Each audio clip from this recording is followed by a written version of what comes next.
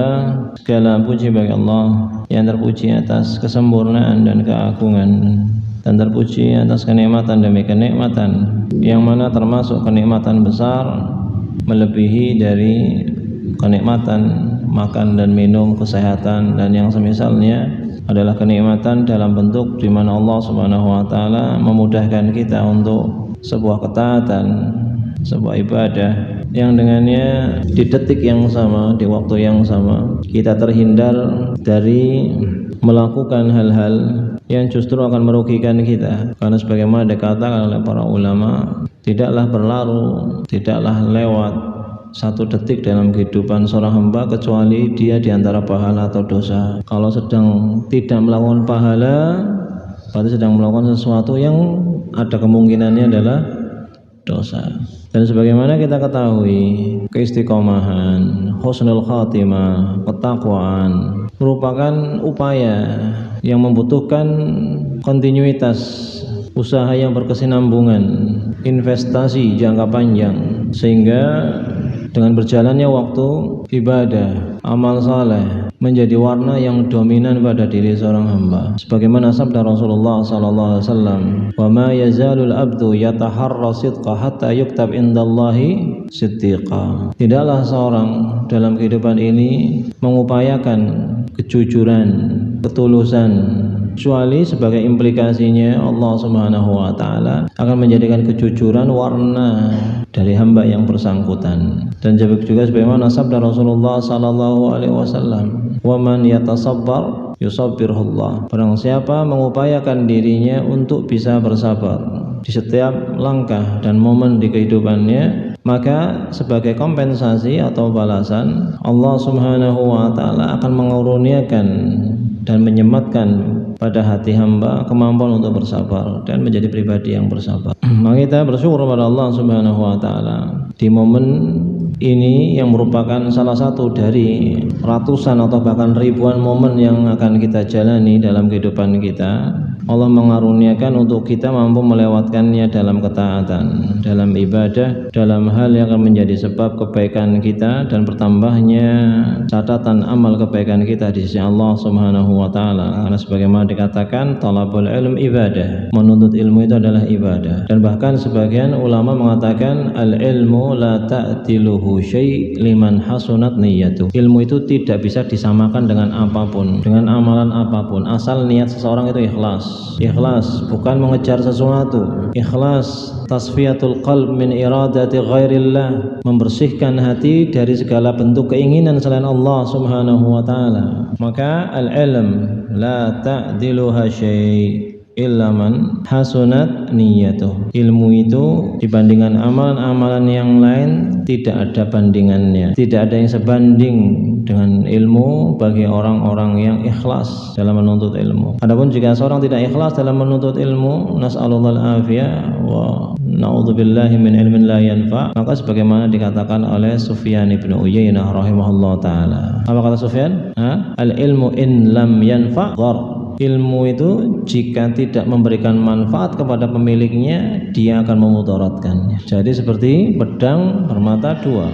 Oleh karenanya serius Rasulullah SAW menginstruksikan agar kita berlindung dari ilmu yang tidak bermanfaat, ilmu yang tidak melahirkan amal, ilmu yang pemiliknya tidak menjadi lebih bertakwa kepada Allah Subhanahu wa taala. Oleh karenanya disebutkan oleh Ibnu Rajab dalam kitab Syarah Hadis dua ekor serigala lapar, innama fuddilal ilm li'annahu yattaqa bihi Allah wa illa kana kasairil asya'. Ilmu itu dikatakan memiliki keutamaan karena dengan ilmu itulah seorang lebih memiliki ketakwaan terhadap Allah Subhanahu wa taala. Dengan ilmu seorang lebih punya alasan, yang perintah dikerjakan, yang larangan ditinggalkan. Seorang lebih punya motivasi. Seorang bisa memiliki perspektif mindset yang benar. Ini nih realistis nih, taat sama Allah. Ini nih worth it nih, layak untuk diperjuangkan dan seorang memberikan pengorbanan di situ. Yaitu apa? Ketaatan terhadap Allah.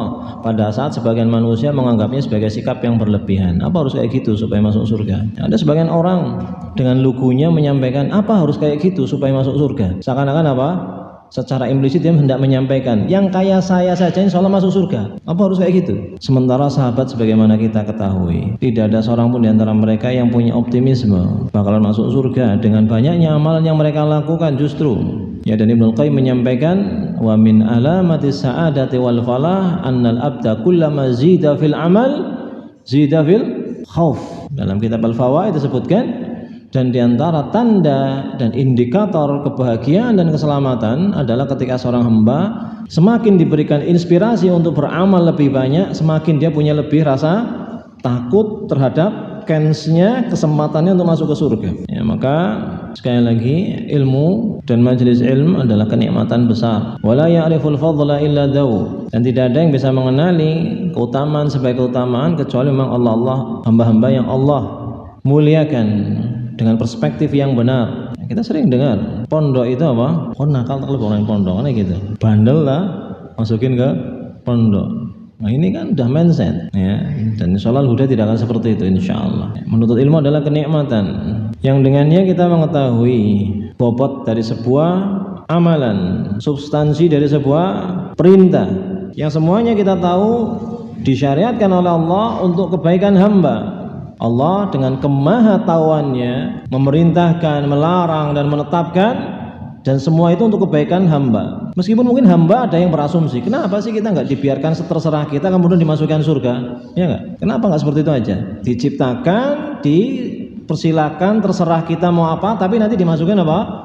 Ke surga. La yus'al amma yaf'al wa hum yus'alun. Secerdas apa kita untuk kemudian merasa itu yang terbaik, itu yang paling enak, itu yang paling bikin happy? Sepintar apa kita, sejenius apa kita, apa yang sudah kita bikin, apa yang sudah kita ciptakan? Orang bikin undang-undang saja, kumpulan sekian banyak orang pilihan, bolak-balik direvisi, dicek ulang, di fit and proper test dan seterusnya, dirubah dan sebagainya, menunjukkan bahwasanya akal manusia tidak akan pernah bisa mencapai level sebagaimana Allah yang mengetahui segala sesuatu dan apa yang terbaik bagi hamba. Maka belajar diantara tujuannya adalah agar kita semakin nyaman dengan apa yang Allah mau, agar kita semakin nyaman dengan apa yang Allah inginkan, agar kita nyaman. Dan aslul mahabbah muwafaqah, indikator rasa cinta yang benar adalah ketika yang mencintai seiring, sejalan, sinkron dengan yang dicintai, nyaman. Allah maunya apa, dia nyaman ngikut. Wallahul musta'an.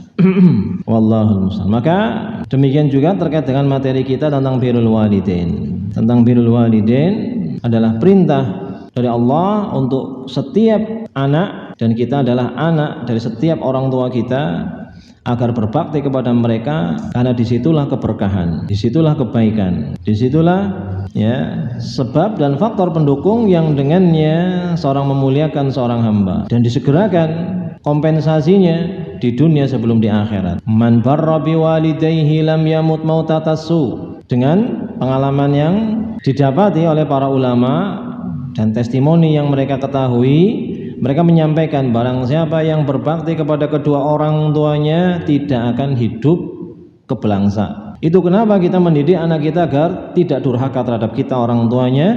Taruhlah kita nggak punya kepentingan, Allahul musta'an, murni karena kita menginginkan kebaikan untuk mereka, agar hidup mereka berkah di dunia pekerjaan, di dunia pendidikan, dalam segala aspek kehidupannya diberkahi oleh Allah Subhanahu wa taala. Kalau mereka tidak seperti itu, tidak berbakti kepada kedua orang tuanya, wallahul musta'an, secerdas apapun mereka, seulet apapun, mereka nggak akan berkah, mereka akan baik, nggak akan berbahagia. Dan sebagaimana disampaikan pada pertemuan-pertemuan sebelumnya, bahwa sebelum nanti di akhirat seorang anak ditanya seberapa besar bakti dia kepada kedua orang tuanya, kita para orang tua yang akan ditanya oleh Allah seberapa bagus kita mendidik anak-anak kita. Sebelum anak-anak ditanya seberapa besar kualitas birrul walidain mereka, orang tua yang akan ditanya gimana dulu kita didik mereka, anak-anaknya. Maka perlu ada kesadaran agar kita sebagai orang tua melihat proses tumbuh kembang anak kita jangka panjang. Jangan sampai tidak ada pengkondisian sedari kecil, selalu berasumsi masih kecil, sampai kemudian karakternya semaunya sendiri, kita sudah susah belokkannya. Anak harus tahu hormat sama orang tua itu harga mati, harus tahu ini nggak bisa ditawar lagi. Kita orang tuanya yang harus memainkan di situ. Ya, kita playmakernya di situ. Sehingga kita nggak perlu untuk kemudian di kemudian hari keras-keras sama anak kita, bentak-bentak anak kita. Kenapa? Sudah dari dulu memang dikondisikan. Gini nak, sampelnya ada. Rasulullah yang menyampaikan dan para ulama pun menjelaskan dengan bahasa yang bisa dipahami oleh mereka, sehingga mereka tumbuh dengan kesadaran bahwasanya orang tuanya, ayah dan ibunya adalah benteng yang nggak bisa disepelekan, dikesampingkan atau dikecilkan, artinya harus dihormati. Dengan itu mereka akan barokah. Jadi ya memang butuh butuh capek kita sebagai orang tua memikirkan inisiatif-inisiatifnya, ya, memikirkan inisiatif-inisiatif yang dengannya anak-anak kita tumbuh dan mereka tuh punya kesadaran untuk berbakti kepada kedua orang tuanya tanpa ada pemaksaan, tanpa ada teriakan, tanpa ada bentakan, tanpa ada konflik internal. Saya punya teman di Yaman itu usianya kurang lebih waktu saya di Yaman sekitar 17 atau 18 tahun, meskipun posturnya besar seperti Mas Wawan. Dia ngerantau kerja, ya, jadi tukang sayur di tempat kita mondok. Terus dia menyampaikan, kita tuh Nurif, kalau di Yaman itu, ya, orang tua itu mendidik kita sedemikian rupa. Jadi ketika seperti saya sekarang kerja, saya nggak hanya memikirkan kebutuhan saya supaya terpenuhi, kalau itu mah gampang sekali, gampang itu. Tapi dari kecil kita sudah terbiasa memikirkan gimana caranya supaya bisa membantu ekonomi orang tua di rumah dengan merantaunya kita. Dewasa sedari inisiatif-inisiatifnya. Wallahul musta'an. Itu nggak mungkin tanpa pengkondisian dari hal-hal yang kecil, dari hal-hal yang sepele. Terkadang kita saking sayangnya sama anak kita, ayo dikasih, besarin macan, gedenya nyakar. Itu pertama, kitanya sebagai orang tua yang rugi. Yang kedua, anaknya kita menghancurkan anak kita tanpa disadari. Maka wallahul musta'an, perlu ada upaya lebih dan ekstra sedari kecil supaya anak-anak kita menghormati orang tuanya, berbakti kepada kedua orang tuanya, bukan untuk siapa-siapa, untuk kebaikan hidup mereka selanjutnya. Ya, karena kata Rasulullah, al-baban muajjalan, dua pintu hukuman yang disegerakan.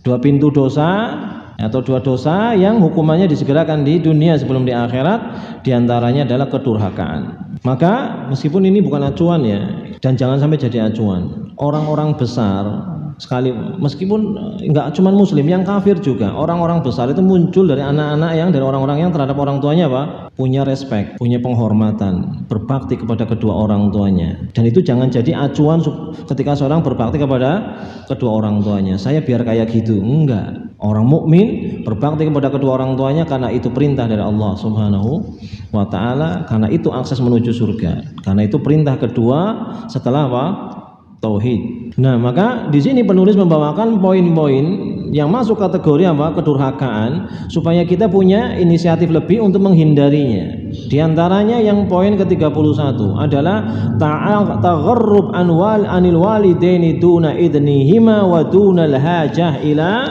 dzalik, menjauh dari kedua orang tua. Wallahul musta'an.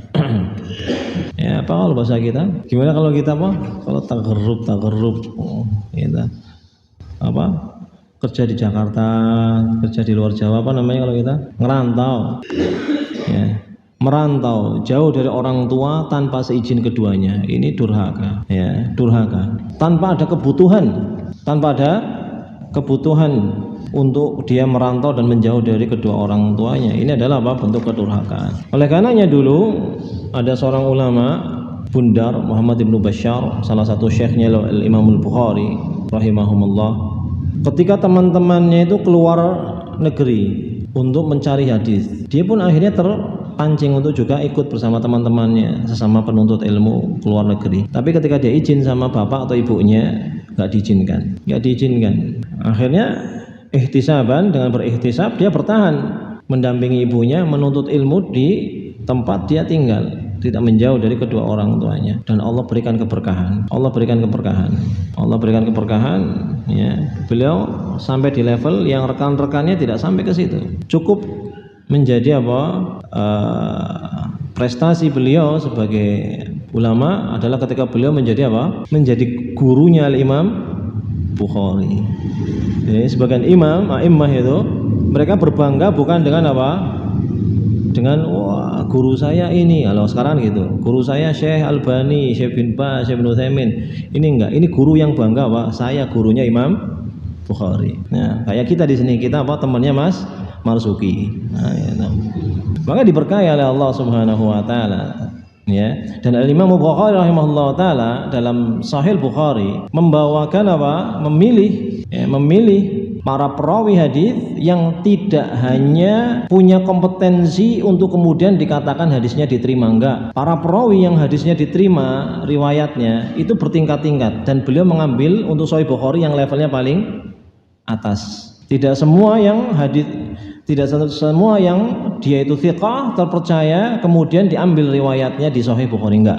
Karena memang Imam Al-Bukhari sebagaimana keterangan para ulama, ya, dari sekian level seorang perawi yang thiqah, terpercaya, beliau mengambil yang levelnya paling tinggi. Berkata penulis rahimahullah taala, fa ba'dul abna la yudriku athar bu'dhihi an walidayhi. Sebagian anak tidak peka melihat efek dari ketika dia jauh dari kedua orang tuanya, apa yang dirasakan oleh kedua orang tuanya. Sebagian kita itu kadang yang nyuruh mondok juga kita, ya, yang memotivasi juga kita. Giliran anak kita mondok di rumah nangis, bocah primen kayak sehat enggak, gimana. Apalagi ketika si anak itu pergi dengan inisiatifnya sendiri, sakit hatinya itu, ya, sakit. Sesensitif itu, ya, perasaan orang tua dengan kepergian anaknya, ya, maka kita harus peka, sensitif.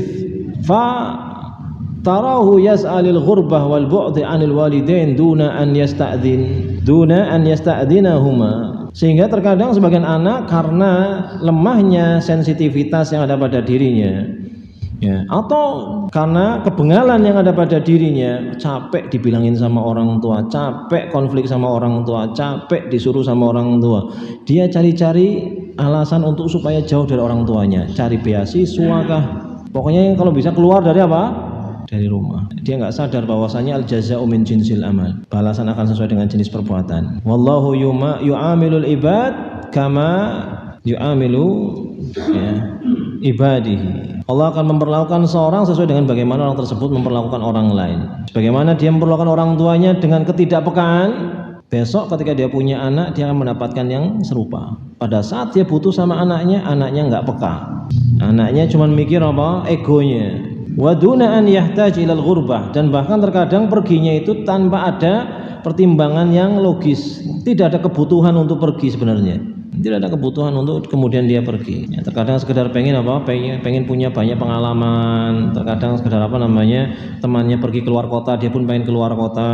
Ya, temannya kuliah juga dia pengen kuliah. Ya, padahal ketika kuliah dia juga nggak tahu mau ngapain. Sebagian orang seperti itu. Sementing kancane kuliah, aku kuliah. Ya, maka itu, ya, kita selesaikan pembahasannya pada kesempatan yang akan datang. Ya, poinnya adalah bahwa wallahul musta'an, merantau, menjauh dari orang tua tanpa izin dari keduanya, ya, dan tanpa ada kebutuhan, ini bentuk kedurhakaan. Kita posisikan diri kita sebagai orang tua bagaimana? La yu'min ahadukum hatta yuhibba li akhihi ma yuhibbu li nafsihi. Tidak beriman salah seorang di antara kalian sampai mencintai untuk saudaranya apa yang dia cintai untuk dirinya sendiri. Maka kita posisikan diri kita di posisi orang tua yang terkadang butuh, tapi ternyata orang yang paling dicintai dan dikasihi, yang dibutuhkan justru inisiatifnya nggak pengen mendekat kepada orang tua. Ya, ini menyakitkan. Makanya masuk kategori kedurhakaan. Wallahul musta'an. Subhanakallahumma bihamdik, asyhadu an la ilaha illa anta, astaghfiruka wa atubu ilaik. Wassalamualaikum warahmatullahi wabarakatuh.